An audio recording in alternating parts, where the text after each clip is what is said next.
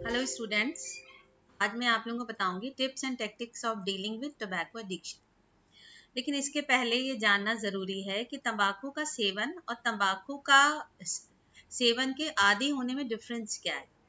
तंबाकू का सेवन तो सिंपली ये हुआ कि we are using the tobacco in any form, या तो रॉ फॉर्म में ले रहे हैं या सिगरेट के रूप में ले रहे हैं जिसमें स्मोक क्रिएट होता है।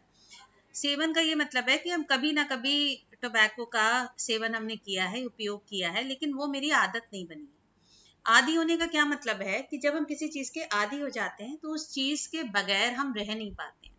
उस चीज से रिलेटेड हमारी डिपेंडेंसीज क्रिएट हो जाती हैं, और जब हम उसे छोड़ते हैं तो हमारी बॉडी में कुछ विड्रॉल सिम्टम्स स्टार्ट हो जाते हैं। हमें परेशानी होती है, हमें तकलीफ होती है, और फिर हम छोड़ना चाहते हुए भी उस चीज को छोड़ने में हमें बहुत तकलीफ होती है। इसको हम कहते हैं टोबैको एडिक्शन या सब्सटेंस अब्यूज, या किसी भी चीज का जब आदी हो जाते हैं तो वो जो आदी होने वाली बात है वो हमारी बिहेवियर का एक पैटर्न बन जाती है। वो मेंटल भी हो सकती है, फिजिकल भी हो सकती है, बिहेवियरल भी हो सकती है।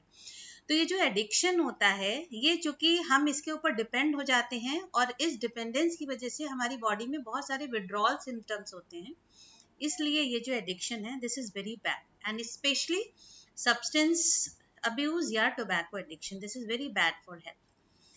As we all know that tobacco is dangerous. Tobacco dangerous है, ये इस बात से ही पता चलता है कि according to CDC, Center for Disease Control and Prevention, smoking is the most common preventable cause of death in the United States. Preventable cause जो word है, this is very alarming, क्योंकि ये प्रिवेंटेबल कॉज का क्या मतलब है कि ये जो डेथ हुई है इनको हम रिड्यूस कर सकते थे, इनके कॉजेस को हम प्रिवेंट कर सकते थे अगर हम टाइमली कोई एहतियात बरत लेते, या टाइमली हम कुछ ऐसे मेजर्स अप्लाई कर लेते जिसकी वजह से ये जो डेथ हुई है ये प्रिवेंट की जा सकती थी। तो smoking is the most common preventable cause of death in the United States. While the effect of smoking may not be immediate, the complications and damage can last for years. इसके जो complications होते हैं immediately हमें ना दिखाने को मिले, लेकिन जो ये होते हैं ये लॉन्ग लास्टिक होते हैं और ये ग्रेजुअली हमारी बॉडी को डैमेज करते हैं। तंबाकू का सेवन हमारे लिए इतना खतरनाक क्यों होता है? तंबाकू में एक सब्सटेंस होता है जिसे हम निकोटीन कहते हैं, and this nicotine creates pleasant feeling in the body and mind. When you use tobacco, your brain releases neurotransmitters such as dopamine, the feel-good chemicals. जब तंबाकू का सेवन होता है तो हमारे ब्रेन में केमिकल रिएक्शंस होते हैं, हमारे एंडोक्राइन सिस्टम जो होता है वो एक्टिवेट हो जाता है, और ये जो केमिकल रिएक्शंस होते हैं इनमें एक टाइप का न्यूरोट्रांसमीटर डोपामाइन, डोपामाइन जब रिलीज होता है तो ये प्लेजर सेंसेशन देता है, इसीलिए इसको फील गुड केमिकल कहते हैं। तो जैसे ही निकोटीन का इंटेक होता है हमारा ब्रेन जो है डोपामाइन रिलीज करता है, जिसकी वजह से टेम्परेरी और इंस्टेंट ग्रेटिफिकेशन की फीलिंग हमें होती है, इंस्टेंट प्लेजर प्राप्त होता है हमें, and this creates a brief feeling of contentment and pleasure because of the secretion of this neurotransmitter called dopamine. Nicotine जो होता है, this is highly addictive chemical found in the tobacco plant, and this addiction may be three types. पहला physical, दूसरा mental and तीसरा behavioral. Physical addiction क्या होता है? Habitual users come to crave the chemical. इसलिए फिजिकली हम उस चीज को खाना चाहते हैं, मतलब जैसे तंबाकू है, तंबाकू को हम दो टाइप से खा सकते हैं। एक तो जो डायरेक्ट तंबाकू खाई जाती है हथेली पे रगड़ के, उसके बाद मुंह के द्वारा उसका इंटेक हम करते हैं, दूसरा in the form of cigarette, तो उसको हम स्मोक करते हैं, उसे जलाते हैं, फिर उसको इनहेल करते हैं, वो डायरेक्टली हमारे लंग्स में जाता है। और जो तंबाकू होती है रॉ फॉर्म में, वो हमारे माउथ को ज्यादा अफेक्ट करती है। तो ये फिजिकल इंटेक होता है। तो एक तो हमारा फिजिकल एडिक्शन हो गया, दूसरा हमारा मेंटल एडिक्शन हो गया है। Users consciously desire nicotine's effect. Nicotine's के क्या इफेक्ट होते हैं जो अभी बताया, कि जैसे ही निकोटीन माइंड में पहुंचती है, माइंड हमारा न्यूरोट्रांसमीटर रिलीज करता है जिसे डोपामाइन कहते हैं, और ये हमारा प्लेजर केमिकल होता है। जब इसका रिलीज होता है तो प्लेजर की सेंसेशन होती है, तो ये इसका मेंटल एडिक्शन है। तीसरा है behavioral addiction. People become dependent on action involved with using tobacco. They also become accustomed to using tobacco in certain situations, such as after meal or when under stress. इसको हम behavioural addiction कहते हैं कि जैसे अगर मान लीजिए कुछ लोगों को आदत होती है कि अगर खाली बैठे हैं तो स्मोकिंग करनी है, या अगर खाना खा लिया है तो खाने के बाद क्या होती है, स्मोकिंग करना लगता है. ये एडिक्शन होते हैं, हर चीज के एडिक्शन होते हैं. किसी चीज को बहुत से लोग होते हैं जिन्हें पॉजिटिव एडिक्शन होते हैं, बहुत से लोग होते हैं जिन्हें नेगेटिव एडिक्शन होते हैं. पॉजिटिव एडिक्शन क्या होते हैं, जैसे कुछ लोगों को खाना खाने के बाद टहलने की आदत होती है, कुछ लोगों को मतलब चाय पीने की हैबिट होती है, कुछ लोगों को स्मोकिंग करने की हैबिट होती है. तो पॉजिटिव और नेगेटिव दोनों टाइप के ये बिहेवियरल एडिक्शंस होते हैं. तो बेसिकली जो टोबैको एडिक्शन होता है 3 टाइप का होता है. फिजिकल, जिसमें हम ओरली उसे लेना चाहते हैं. मेंटल क्या होता है, जब हम उसे लेते हैं और हमारे माइंड में बायोकेमिकल चेंजेस होते हैं, उसे हम मेंटल एडिक्शन कहते हैं. And we want that biochemical changes to occur in our mind. Behavioural क्या होते हैं कि जो हम व्यवहार में वो चीजें करते हैं, उसको हम बिहेवियरल एडिक्शन कहते हैं. खाना खाने के बाद बहुत तलब होती है कि सिगरेट पी जाए, इसे हम बिहेवियरल एडिक्शन कहते हैं. उस समय हमारी बॉडी को जरूरत नहीं है, हम टेंशन में नहीं है, हम किसी स्ट्रेसफुल सिचुएशन में नहीं है, लेकिन हमारी आदत है कि खाना खाने के बाद हम एक सिगरेट है जो जरूर फूकेंगे. तो इसको हम कहते हैं बिहेवियरल एडिक्शन. यहाँ पे क्वेश्चन ये होता है, why in spite of so many awareness programs and experts talk and many initiatives taken by the government, a person is still involved in tobacco intake and gradually becomes addicted? So the answer is very simple. It is the myths about it which are generated due to cognitive distortion and the unhelpful thoughts of an individual, because of which a person looks for a support system. और ये myths हमारी क्या हो सकती है. Myth number 1, smoking helps in relaxation, and this is a very common myth कि smoking से relax हो जाते हैं. और क्यों रिलैक्स हो जाते हैं, उसके पीछे हमने अभी आपको बायोकेमिकल रीजन उसका बताया कि टेम्पररी तो वो सूदिंग होता है, लेकिन इसके लॉन्ग टर्म इफेक्ट्स क्या होते हैं, they are very fatal and very dangerous. Myth number 2, smoking helps in social interaction. Social interaction यहाँ पे बहुत ब्रॉडली लिया गया है. सोशल इंटरैक्शन, हम लोगों से इंटरैक्ट करते हैं, ग्रुप प्रेशर की वजह से हम कभी कभी स्मोकिंग करने लगते हैं, या लोगों के बीच में इंप्रेशन अपना क्रिएट करने के लिए कि I am very mature person, और तो हम सिगरेट स्मोकिंग करने लगते हैं. तो social interaction here is taken as in a very broad term. Number 3 myth is smoking helps in focusing. मतलब तीसरी मिथ क्या है कि स्मोकिंग से हम फोकस करने में हमें आसानी होती है, हमारा कंसंट्रेशन पावर जो है वो हमारी बढ़ जाती है. और चौथी मिथ क्या है, I like the smoking process. अब ये प्रोसेस क्या है, सिगरेट जलाना, उसको दोनों उंगलियों से पकड़ के और फिर उसे कश खींचना, फिर उसके बाद धुआं उड़ाना. I like this simple process of smoke. तो ये 4 मिथ बेसिकली हैं जिनकी वजह से स्मोकिंग के लिए हमारे क्या हो रही हैं, हमारे पॉजिटिव कॉग्निशंस हमारे पास आ रहे हैं. अब यहाँ क्वेश्चन ये उठता है कि ये जो किसी भी चीज के लिए कोई ऑब्जेक्ट है हमारे लिए, वो स्टार्टिंग से ही हमारे लिए पॉजिटिव या निगेटिव बैलेंस नहीं रखता है, क्योंकि स्टार्टिंग में हर चीज हमारे लिए न्यूट्रल होती है. तो क्यों किसी चीज के लिए हम पॉजिटिवली इंक्लाइंड हो जाते हैं और इतने ज्यादा कि उसके एडिक्टेड हो जाते हैं, और क्यों किन्हीं चीजों के लिए हमें हमारी सेहत पे कोई फर्क नहीं पड़ता, वो हमारे लिए न्यूट्रल रहती हैं, और क्यों कुछ चीजें हमारे लिए पॉजिटिव हो जाती हैं. तो पॉजिटिव, नेगेटिव या न्यूट्रल रहना किस चीज पे डिपेंड करता है, इस चीज को हम कैब मॉडल के थ्रू इंटरप्रेट करें. Cab model of smoking is what? C stands for cognition. Cognitions अभी एक्सप्लेन करूंगी क्या होते हैं. कॉग्निशंस बेसिकली वैसे क्या होते हैं, हमारे जो हमारे कॉग्निशंस होते हैं, जैसे जो informations that we are getting from our surrounding और known as the cognitions, and these frame our schema. Schema क्या होता है? Schema is collection of all the information we are getting from our outer environment. This is called cognition. दूसरी चीज क्या होती है, हमारे अफेक्ट, हमारी फीलिंग्स, जो फीलिंग कंपोनेंट होता है, this is called the affect. यानी हमारी किसी चीज से रिलेटेड पॉजिटिव चीजें या नेगेटिव चीजें, ये हम उस चीज के लिए अफेक्ट कहते हैं. और ये जो हमारे अफेक्ट होते हैं, these are related to our cognitions, क्योंकि जैसे कॉग्निशंस होंगे वैसा ही अफेक्ट होगा. Third thing is behaviour. Behaviour क्या होगा, जैसा कॉग्निशन होगा अकॉर्डिंगली अफेक्ट होंगे, अकॉर्डिंगली बिहेवियर होगा। अगर कॉग्निशन कह रहा है smoking is good, affect positive होगा एंड बिहेवियर होगा सिगरेट स्मोकिंग बिहेवियर।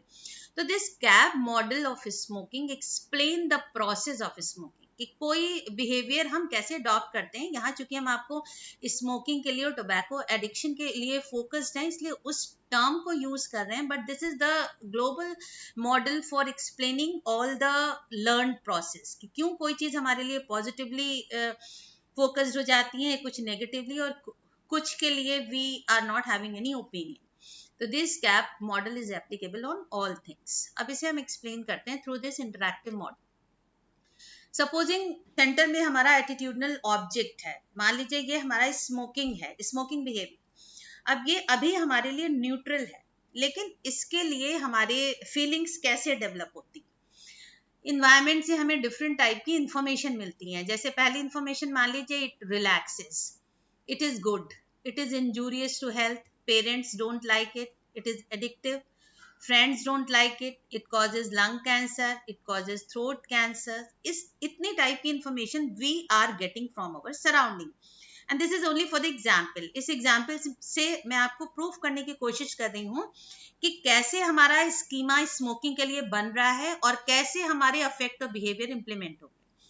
तो इतने टाइप के cognitions we are getting from our surrounding. इनमें हमारे मोस्ट ऑफ द कॉग्निशंस जो हैं वो नेगेटिव है, जैसे it is injurious to health, parent don't like it, it is addictive, इसीलिए इनके आगे हमने नेगेटिव लगाया हुआ है। लेकिन दो इंफॉर्मेशन जो है वो पॉजिटिव है, कि ये रिलैक्स करती है एंड इट इज गुड। तो यहाँ पे बाय चांस जिस इंडिविजुअल को ये इंफॉर्मेशन मिल रही है एनवायरमेंट से, that individual is getting majority of the negative information about smoking from his environment. उसको अधिकतर इंफॉर्मेशन निगेटिव मिल रही हैं, जो ये बता रही हैं स्मोकिंग इज नॉट गुड। इस केस में क्या होगा, हमारा जो इंफॉर्मेशंस हैं, ये जो कॉग्निशंस हैं, ये हमारे अफेक्ट को बिल्डअप करेंगी। अफेक्ट क्या होगा, अफेक्ट हमारा नेगेटिव होगा। क्यों नेगेटिव होगा, क्योंकि 7-8 इंफॉर्मेशन में से सिर्फ 2 इंफॉर्मेशन पॉजिटिव हैं और majority of the information we are getting from our environment are negative, which are contributing the fact that smoking is not good for your health। तो हमारा अफेक्ट, हमारी उसके लिए फीलिंग क्या होगी, वो हमारी नेगेटिव होगी कि see smoking is not good.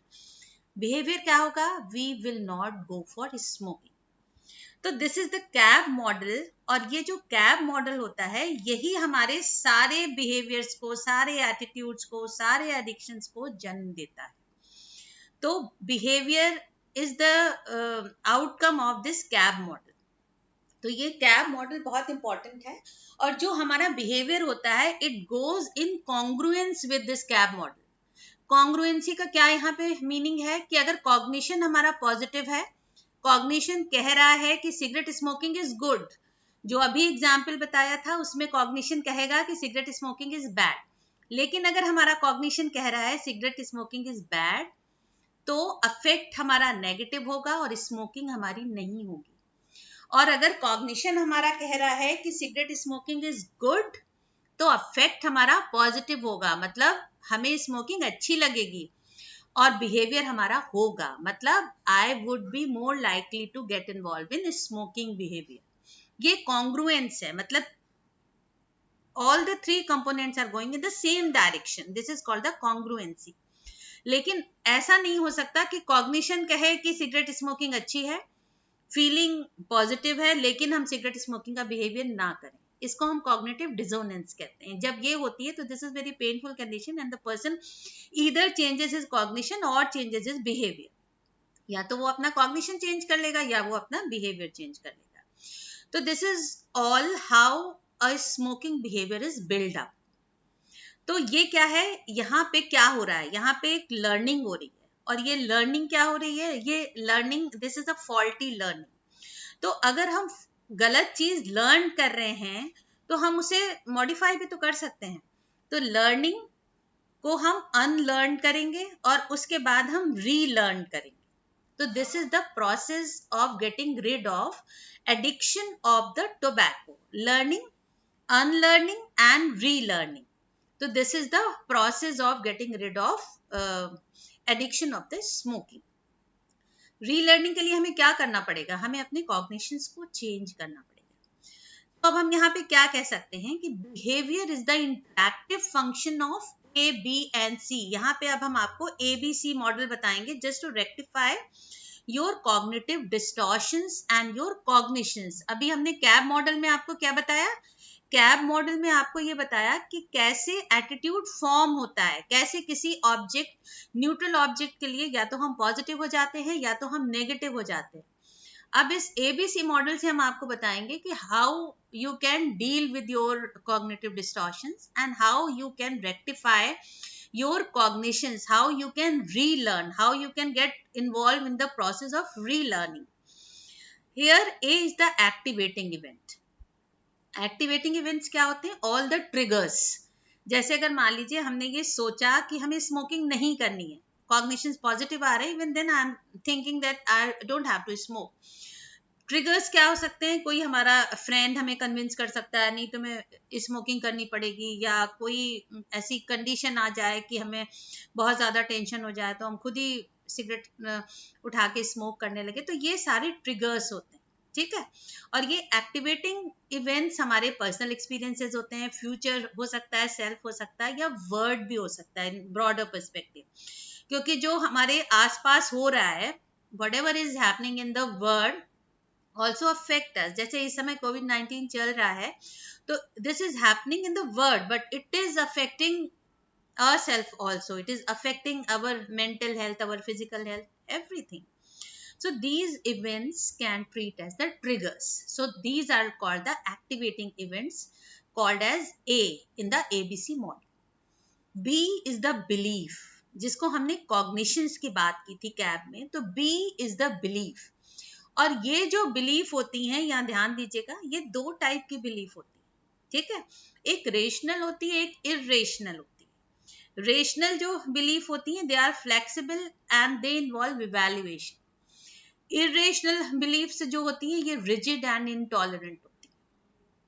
तो जो आपकी इरेशनल बिलीफ्स होती हैं, they are basically responsible for your cognitive distortions and all the addictions.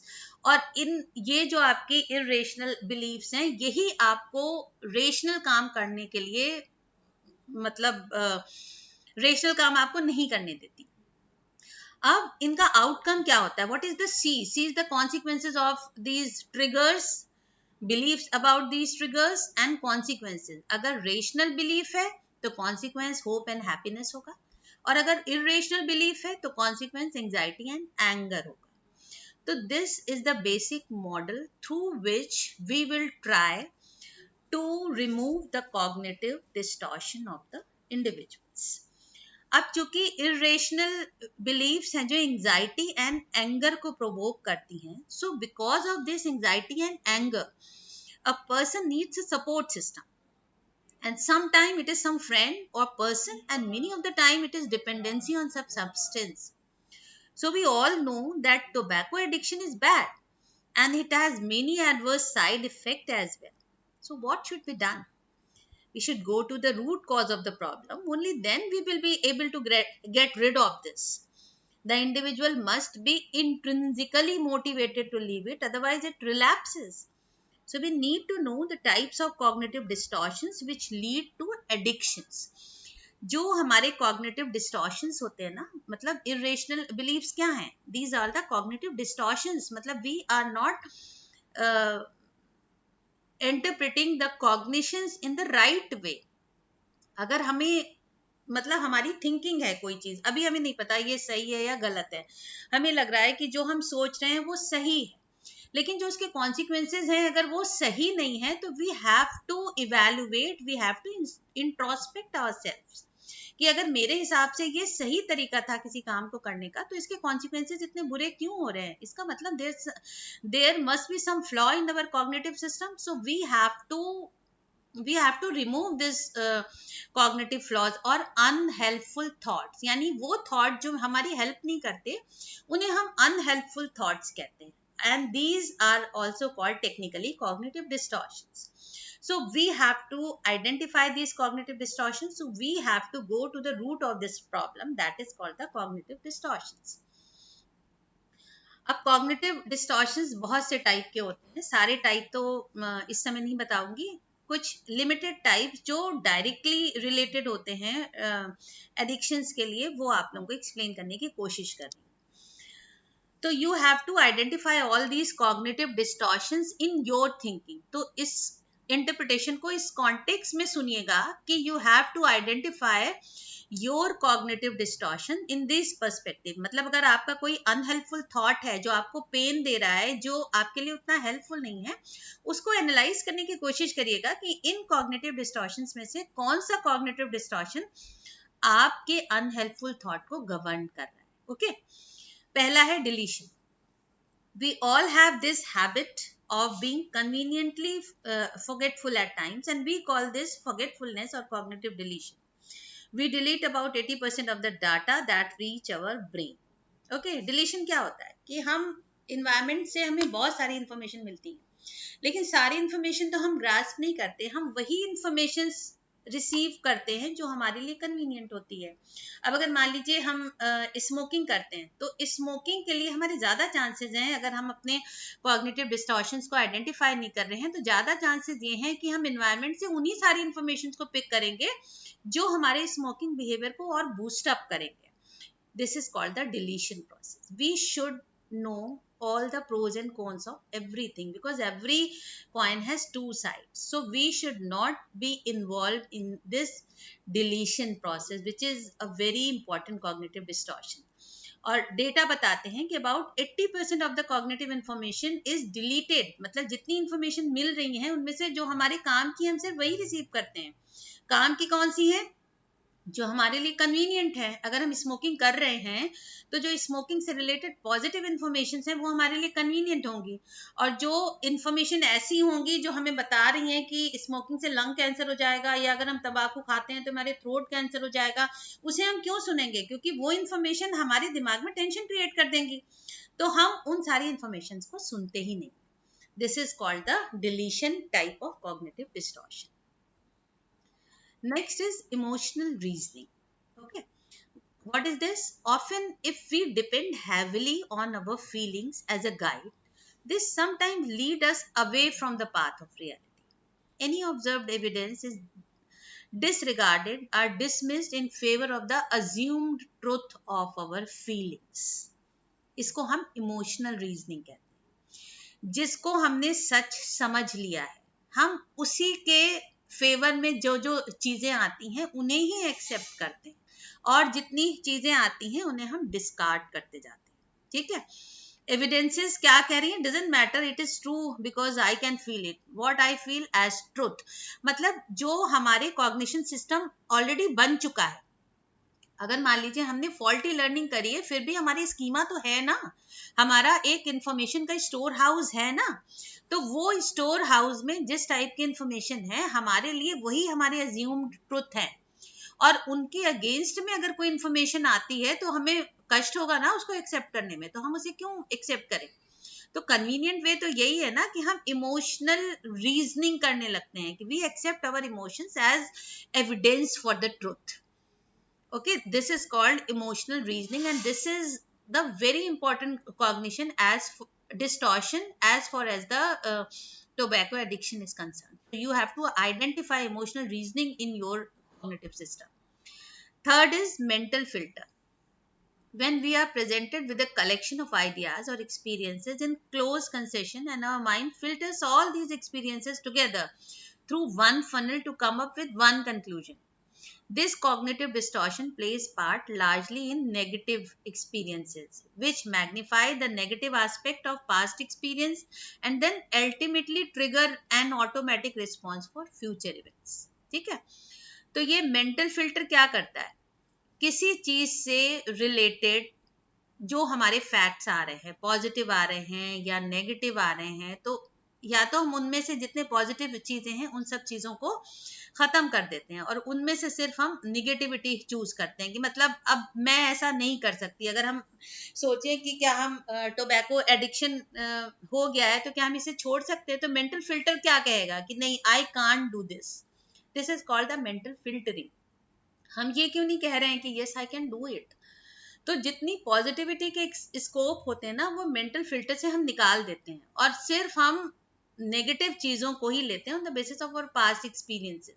और ये मेंटल फिल्टर क्यों होता है, क्योंकि जो चीजें हमारे लिए कन्वीनियंट होती हैं, वो चाहे डिलीशन हो, चाहे इमोशनल रीजनिंग हो, चाहे मेंटल फिल्टर हो, हम उसे ही एक्सेप्ट करते हैं। We don't want to give pain to ourself. whatever is formed in our mind, whatever thoughts are governing our personality is all okay for us. उसमें हम यही सोचते हैं कि मेरे साथ बहुत बुरा हुआ, लेकिन वो बुरा क्यों हो रहा है, what are the reasons behind it. We don't often bother to explore all those facts. So this is called the mental filtering. Negativity पे फोकस करते हैं, that I can't do this, I can't quit smoking because I am in the last stage, अब बहुत बढ़ गया है, chain smoker हो गई हूँ, अब नहीं छोड़ पाऊंगी। This is called the mental filtering. What is black or white thinking? This is also known as the polarized thinking. Polarized thinking क्या होती है? It is the extreme thinking that often leads to intense emotions and behavior. We are either perfect or a complete failure and there is no middle way. Unfortunately, we fall into all or none traps very quickly. कि या तो हो रहा है या तो नहीं हो रहा है। इस टाइप की जो थिंकिंग है ना, मतलब ब्लैक एंड व्हाइट की कोई ग्रे शेड नहीं है कि कोई बीच का भी पाथ हो सकता है। This is very dangerous. और इसी अप्रोच की वजह से रिलैप्सेस ज्यादा होते हैं कि अगर कोई छोड़ना चाहता भी है ना तो तुरंत रिलैप्स कर जाता है। For example, you start your new healthy habits for healthy lifestyle and you give into the temptation of a cigarette. हमने ये सोचा कि हम एक हेल्दी लाइफ स्टाइल स्टार्ट करते हैं, लेकिन सिगरेट की इतनी टेम्पटेशन हुई कि हमने छोड़ दिया। ब्लैक और white thinking might lead you to conclude that you have failed your plan then proceed to smoke the entire box of cigarette. ठीक है, अब ये ब्लैक एंड व्हाइट थिंकिंग से क्या हुआ कि हेल्दी लाइफ स्टाइल में अचीव नहीं कर सकती हूँ, तो चलो अब एक बार तो हो ही गया, तो चलो पूरी सिगरेट की डिब्बी पी जाती हूँ। तो इस टाइप की जो थिंकिंग है, दूसरा थिंकिंग करने का क्या तरीका हो सकता है कि चलो अभी एक बार हो गई, अब नहीं पीऊंगी, अब मैं I would try to control myself. तो ये जो थी, ये ग्रे शेड्स को दिखा रही है कि चलो एक चीज हो गई है, गलत हो गई है, लेकिन अब फिर से कोशिश करके इसको हम रेक्टिफाई करने की कोशिश करेंगे। लेकिन जो पोलराइज थिंकिंग होती है, ये हमें किसी कंक्लूजन पे आने के लिए मतलब एक बैरियर की तरह काम करती है। Then blaming and irresponsibility. This is very common among all of us.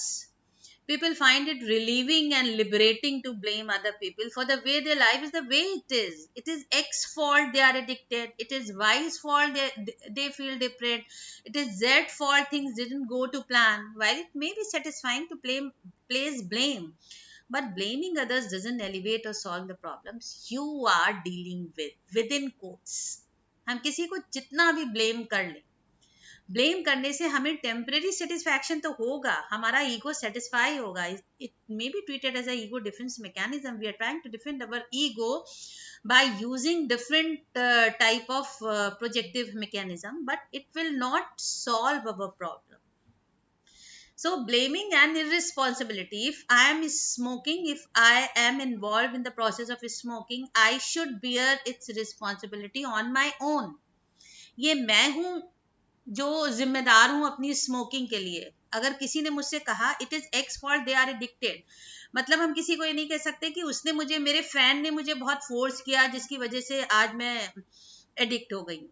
ये उसका फॉल्ट नहीं है, आपने उसे choose get, it was your choice. उसने हो सकता है आपको प्रोवोक किया हो, ट्रिगर किया हो, एक्टिवेटिंग इवेंट की तरह काम किया हो, लेकिन ultimately it is you who is responsible for your actions and you have to bear this responsibility. क्योंकि जब तक आप एक प्रॉब्लम को आइडेंटिफाई नहीं करेंगे, अपनी रिस्पॉन्सिबिलिटी नहीं लेंगे, तब तक you won't be able to solve your problem. Problem की रेमेडी के लिए जरूरी है कि आप आइडेंटिफाई करें कि there is something wrong in you, और अगर आपको ये कभी लगेगा ही नहीं कि आप गलत हो, तो आप अपने आप को सुधारोगे कैसे? क्योंकि हम सुधारेंगे तो तभी ना जब हम गलत होंगे। तो this is very important to take all the responsibility on our own shoulders, और हमें किसी को ब्लेम करने की जरूरत नहीं है. It is we who are responsible for all our action. Next is labelling. When we label ourselves based on our behavior in specific situations, हम अपने आप को label कर लेते हैं. We define ourselves by one specific behavior, usually a negative behavior, and fail to consider other positive characteristics and actions. मतलब हम अपने आप को ही label करने लगते हैं कि मतलब मेरी आदत है कि मुझे बहुत जल्दी गुस्सा आ जाता है. अगर हम एक इवेंट पे गुस्सा कर रहे हैं तो उसके लिए लेबलिंग की जरूरत नहीं होती है, क्योंकि बहुत बार ऐसी सिचुएशन हो जाती है जो ट्रिगर्स की तरह काम करती हैं और ये हमारा फिर स्पॉन्टेनियस रिएक्शन हो जाता है. तो इसका ये मतलब नहीं है कि I am a very angry person, लेकिन जहां ये लेबलिंग हो जाती है ना, तो you are known by that label. एक बार आप अपने आप को लेबल करेंगे, उसके बाद आपके रिलेटिव्स, आपके जानने वाले आपको उसी नाम से पहचानेंगे. तो एक बार जब आप लेबल्ड हो जाते हो ना किसी चीज के लिए, तो you are known by that. So this labeling is very strong barrier. So these are some cognitive distortions. हालांकि हैं तो बहुत सारे cognitive distortions, लेकिन इन 6 distortions में से अब आपको एक एक्टिविटी है सेल्फ रिफ्लेक्शन के लिए, जो हमने स्टार्टिंग में ही बताई थी कि इन सारी चीजों को इस कॉन्टेक्स्ट में समझिएगा कि you have to identify your cognitive distortions. उसके लिए आपको क्या करना है, how many of these cognitive distortions can you recognise inside of your own thinking. सबसे पहले एक कॉलम में इस टाइप से एक टेबल बनानी है. टेबल के एक कॉलम में आपको लिखना है अनहेल्पफुल थॉट. वो थॉट जो आपको बहुत परेशान कर रहा है, कोई भी एक थॉट, 2 थॉट. फिर उस थॉट को आइडेंटिफाई करने की कोशिश करिए कि इतने कॉग्निटिव डिस्टॉर्शंस में से वो कॉग्निटिव डिस्टॉर्शंस की किस कैटेगरी में फॉल कर रहा है. ठीक है, ये सेल्फ रिफ्लेक्शन एक्सरसाइज है, and this self reflection exercise will help you to get rid of your addiction. This is the first step to identify your cognitive distortions. Now, what is very important for repairing of these cognitive distortions. So thought challenging is very effective for this. तो पहला step आपका क्या है कि you have to identify your cognitive distortions. उसके लिए आपको self reflection की एक एक्सरसाइज मैंने दी कि आपको आइडेंटिफाई करना है कि आपके अनहेल्पफुल थॉट कौन से हैं और उस थॉट की कैटेगरी किस कॉग्निटिव डिस्टॉर्शन में वो आ रही.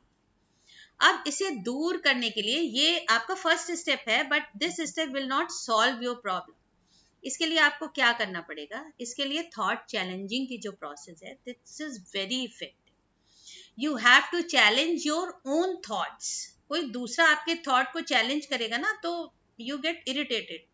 So this is your own task कि आप एक अनहेल्पफुल थॉट को लीजिए और उस थॉट को खुद चैलेंज करिए कि इस थॉट के क्या क्या रिपरकशंस हो सकते हैं. ये थॉट आपके लिए हेल्दी है कि नहीं, ये थॉट आपकी कुछ हेल्प कर सकता है कि नहीं, ये थॉट आपके लिए इंस्पिरेशनल है कि नहीं है. अगर ये थॉट आपके लिए इंस्पिरेशनल नहीं है, ये थॉट आपकी हेल्प नहीं कर सकता, ये थॉट आपके लिए अच्छा नहीं है, ये थॉट आपको कुछ निगोशिएट करने के लिए कुछ नहीं कर सकता, इस थॉट से आपको कोई हेल्पफुल सोल्यूशन नहीं मिल रहा है, तो ये थॉट बेकार हुआ ना.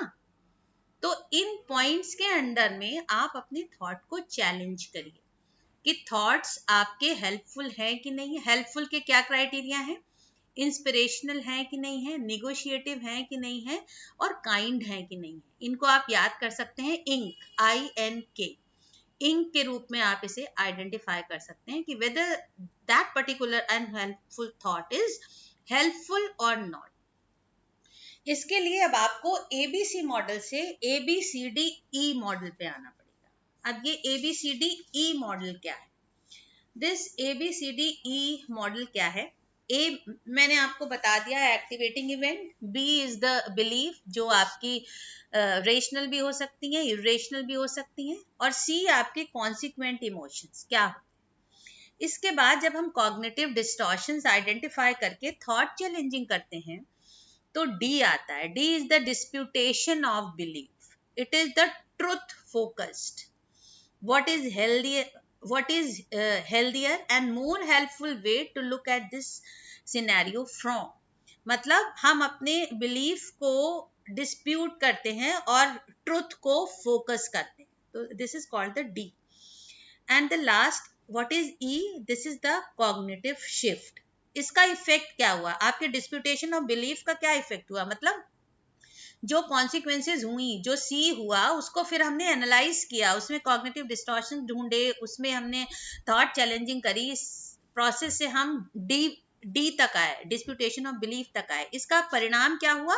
इफेक्ट इसका हुआ, इफेक्ट हुआ कॉग्निटिव शिफ्ट, मतलब cognitive restructuring, cognitive identification of cognitive distortion, thought challenging, and then cognitive shift. और ये cognitive shift will restructure your cognition. मतलब अगर वो आपका अनहेल्पफुल थॉट है तो that अनहेल्पफul thought would convert into helpful thought, and all your cognitive system, all your schema will change accordingly. So that this thought challenging process leads a person from A to E, A, B, C, D, and E. This is a type of skill, and for this you have to practice a lot. मैंने आपको ink बताया. Ink के against में identify करिएगा कि क्या आपके thought inspirational हैं कि नहीं, आपके लिए अच्छे हैं कि नहीं हैं, आपके लिए काइंड हैं कि नहीं हैं, और आप इनके द्वारा क्या निगोशिएट कर सकते हैं. तो ये थॉट चैलेंज करके ए से ई तक पहुंचिए. उसके बाद एक लास्ट है जिसको हम हिट स्पॉट कहते हैं, हिट स्टॉप. अब ये हिट स्टॉप क्या है? हिट में H stands for need of the hour. First of all, we have to identify that it is the need of the hour to get rid of our drug addiction or smoking addiction or tobacco addiction. अगर अभी नहीं तो कभी नहीं. So we have to identify that this is the need of the hour and we have to do this.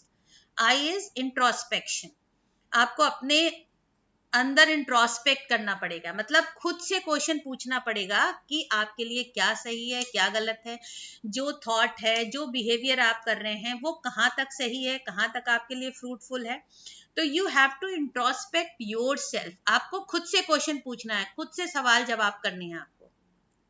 And T is transform. जब आप खुद से सवाल करेंगे, एक क्वेश्चन करेंगे, उसका जवाब देंगे, तो उस जवाब से जब फिर क्वेश्चन निकालेंगे तो आपको खुद अपने थॉट की वैलिडिटी के बारे में पता चलेगा कि ये थॉट आपके लिए यूजफुल है कि नहीं. तो this process of introspection will lead you to transform your thought process. तो HIT, implement HIT in your personality. First of all, identify that this is the need of the hour, then introspect yourself, and then transform all those converted and cognitive restructuring in your personality. Then you will have to come to stop. What is this stop? This S stands for stop. Stop means what? Say it to yourself. खुद से stop कहिए. In your mind, अपने दिमाग में कहिए, बस रुक जाओ. As soon as you think, your mind or body is reacting to a trigger. आपके सामने एक ट्रिगर आ गया, आपके सामने एक एक्टिवेटिंग इवेंट आ गई जिसकी वजह से आप सोच रहे हैं कि आपको इस समय स्मोकिंग कर लेनी चाहिए. उस समय आप अपने ब्रेन को कमांड दीजिए कि जस्ट स्टॉप इट, और आपका जो ब्रेन है वो आपकी बात मानना चाहिए. Your mind should listen you. You are not governed by your mind. You should govern your mind. When you say stop to your mind should stop. So this is also a skill. When you say stop to your mind must stop. Okay. Then T is for think.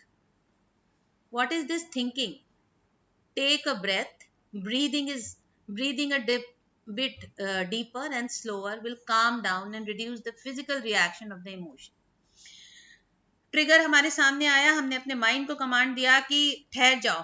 Trigger से activate होने की जरूरत नहीं है, और हमारे mind को हमारी सुननी पड़ेगी, because we are governing our mind. Our mind should not govern अस.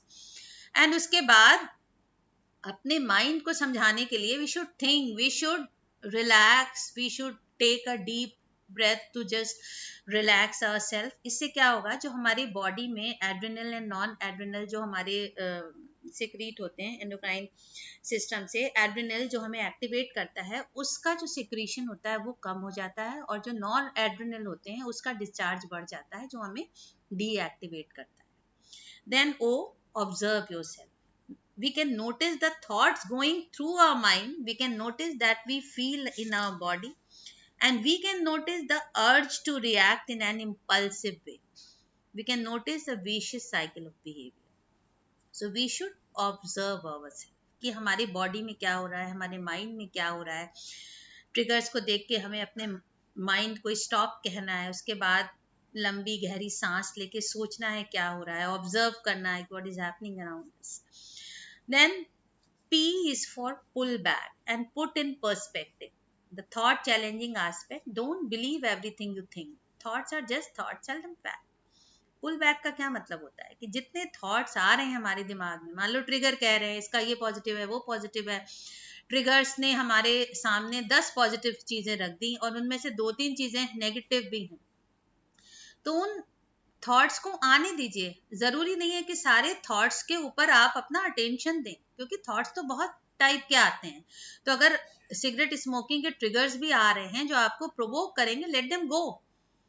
तो सारे थॉट्स, सारी इंफॉर्मेशन जो आ रही हैं उनको अटेंड करने की आवश्यकता नहीं है. जो डिलीशन का प्रोसेस है ना, यहाँ पे डिलीशन में जितने जो पॉजिटिव चीजें आ रही हैं उनको डिलीट करिए आप. तो ये जो आपके अनहेल्पफुल थॉट को हेल्पफुल थॉट में कन्वर्ट करने में सहायता करेगा. ठीक है. फिर जो लास्ट आपका पी है, this is proceed and practice what works instead. This is the behavioural change aspect, responding to our life experience in an alternate way. Proceed कैसे करना है, हमें कॉग्निटिव रीस्ट्रक्चरिंग करनी है और हमें अपनी लाइफ को किसी ऑल्टरनेटिव तरीके से जीने की कोशिश करना है. और वो ऑल्टरनेटिव तरीका क्या हो सकता है, जैसे हम स्मोकिंग छोड़ना चाहते हैं या जो लोग सूखी तंबाकू खाते हैं थ्रू माउथ, पान मसाला के थ्रू खाते हैं, तो ऑल्टरनेटिव वे क्या हो सकता है, हम सौंफ खा सकते हैं, हम कोई टॉफी खा सकते हैं. तो we should proceed with the alternative way.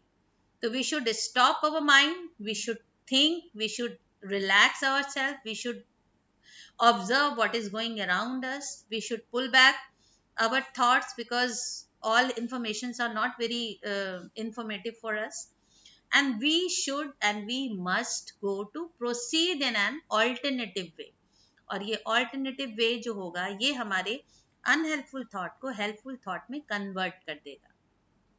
So this hit stop technique is very important, and if you practice it, you will definitely excel in this. And the first step of stop practice, when you give command to your mind, this is very important, क्योंकि हमारा दिमाग बहुत बार हमारी सुनता नहीं है. हम कहते हैं स्टॉप, लेकिन हमारा दिमाग बार बार रिपीटेटिव थॉट्स आते रहते हैं उसमें. मतलब अगर हम स्टॉप कह रहे हैं तो वो स्टॉप होता नहीं है. So this is a matter of skill. You have to practice this. When you are giving command to your brain that stop, it should stop immediately. So this is a very difficult skill, and you should practice this through thinking, through observing yourself. So this was all about tobacco addiction और कैसे frame होते हैं हमारे mind में networks, जो हमने आपको cab model के बताया, फिर आपको ABC मॉडल बताया, फिर ABCDE मॉडल बताया, देन हिट स्टॉप टेक्निक बताई. अगर ये सब थॉट चैलेंजिंग्स को लेके आप इनमें प्रोसीड करें तो you would be able to identify your thoughts, your unhelpful thoughts, the category of cognitive distortions which is leading to that particular unhelpful thought, and then you have to challenge your thought in the perspective of ink, and then hit and stop, and you will definitely be and always be a positive frame of mind. I quit, it's never too late. जब भी आप शुरू करेंगे तभी, जब जागो तब सवेरा, जब आपने ठान लिया आप कर सकते हैं, यू कैन, क्योंकि ये इतना मुश्किल काम नहीं. So this was all about my today's lecture. Thank you.